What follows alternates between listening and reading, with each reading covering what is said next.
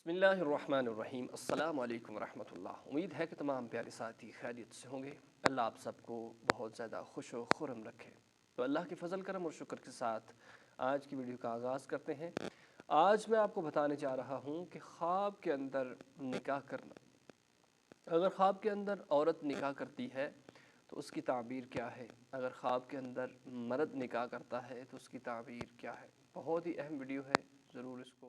अगर किसी लड़के नौजवान मर्द ने इस ख्वाब को देखा तो उसकी ताबीर ये है कि ज़िंदगी के अंदर कुछ दौलत मिलने की अलामत है, कुछ ना कुछ खुशियाँ ज़रूर आपको मिलेंगी। अगर औरत ऐसी ख्वाब देखती है कि जिसके अंदर वो निकाह कर रही है, कवारी लड़की, उसके लिए ठीक है। अगर औरत ख्वाब देखती है कि जो शादीशुदा है, अगर वो ये ख्वाब देखती है कि वो निकाह कर रही है, तो माल के अंदर नुकसान होने की अलामत है। तो ज़रूर वीडियो को शेयर कर दें और चैनल को सब्सक्राइब कर दें। अगर आप किसी ख्वाब की ताबीर के बारे में जानना चाहते हैं तो कमेंट कीजिए, इंशाअल्लाह हम आपको आपके ख्वाब की ताबीर बताएंगे।